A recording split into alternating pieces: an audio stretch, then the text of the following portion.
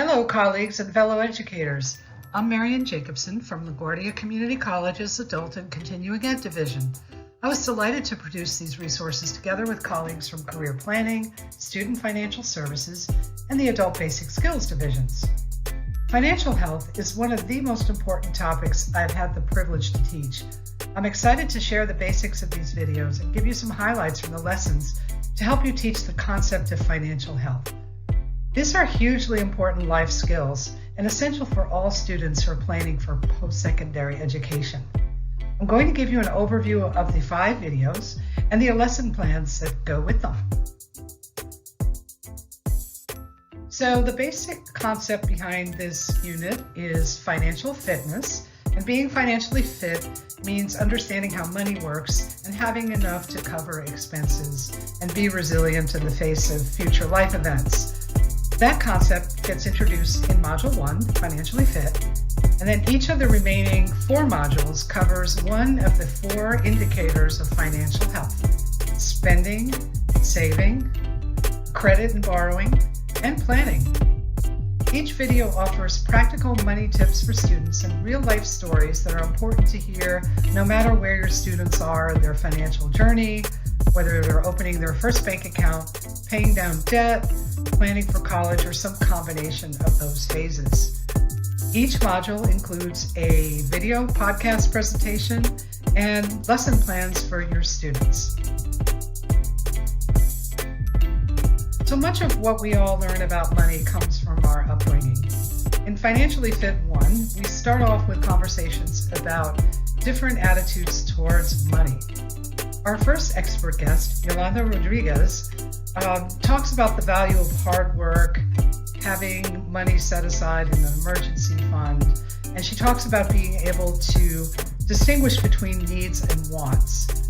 As a first-generation college graduate, Yolanda's story is definitely relatable for a lot of our students.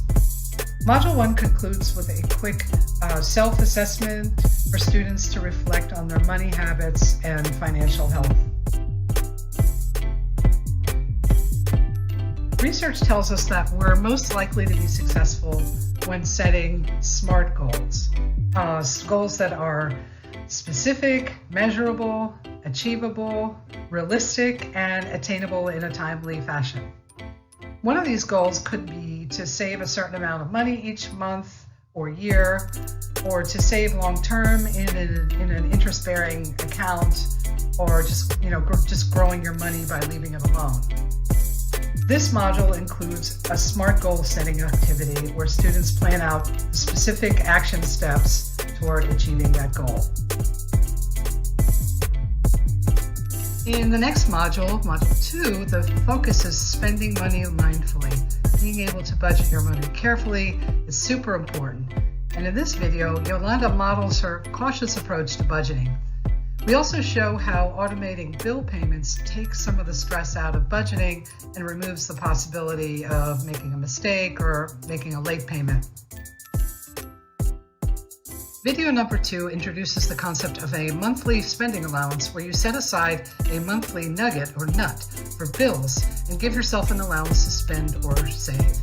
I am not a detailed budget person, so I love this simple money list worksheet where you determine how much you have left after you paid your bills. You can spend it or save it.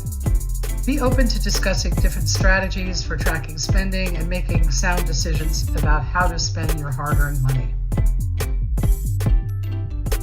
In Module 3, Saving, we're joined by our in-house financial services expert, Antonio Olivero. Antonio explains how saving money in a bank and using banking services has so many advantages over alternative financial services. Students will understand that their neighborhood check cashing places are making money hand over fist from communities that are unbanked or underbanked. For students in that situation, or students who are new to banking, Antonio's advice is super helpful. He shows you how to advocate for yourself as a customer of banking services. Once students realize that banks are paying you to hold on to your money, you can begin to help them understand how credit works. Most of us need to borrow money to buy a home or a vehicle.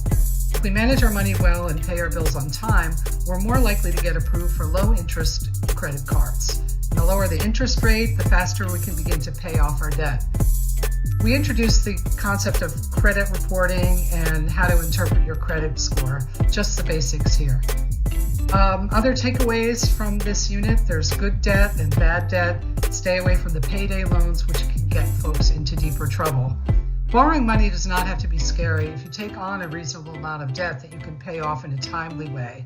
Building good credit is about becoming more resilient to meet future emergencies. And last but not least, career planning expert Cheryl Delacruz is our guest for Module 5, Planning for College. Cheryl shares her advice on navigating the financial aid system and what it takes to make one's college dreams a reality. This module can help students figure out if going to school full-time can make sense for them. Different types of funding are discussed, especially grants that students don't have to pay back. Invest in your education, commit to your dream, it will pay off in the future. It's a message that comes across loud and clear here. Module 5 comes with 2 lessons, a vocabulary flashcard activity focusing on college knowledge, such as credit, tuition, and degrees. You can also do this as an icebreaker activity, and the Quizlet format makes it adaptable to online learning in pairs or in groups.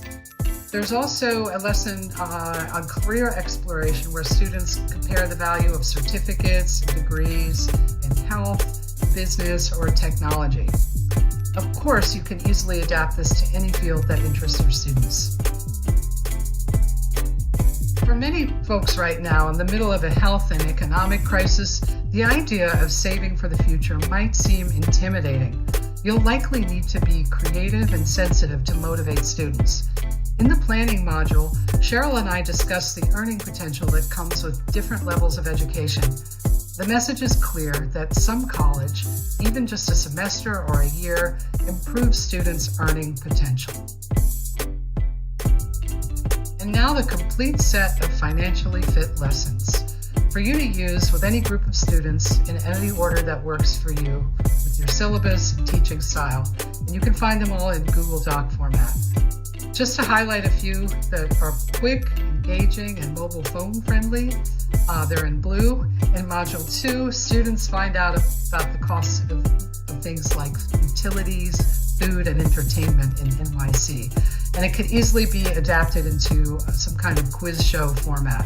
In Module 5, students can test their college knowledge with digital flashcards, and these can also be adapted into a game format. Please use and adapt these lessons to the way that your students like to learn and what matters to them. And students might just become a bit more financially savvy and flush by the end of the unit. By the time they enroll in post-secondary education, the skills we've shared will hopefully start being implemented in their lives. I hope you find this material helpful, and I want to thank all the folks who made this project possible.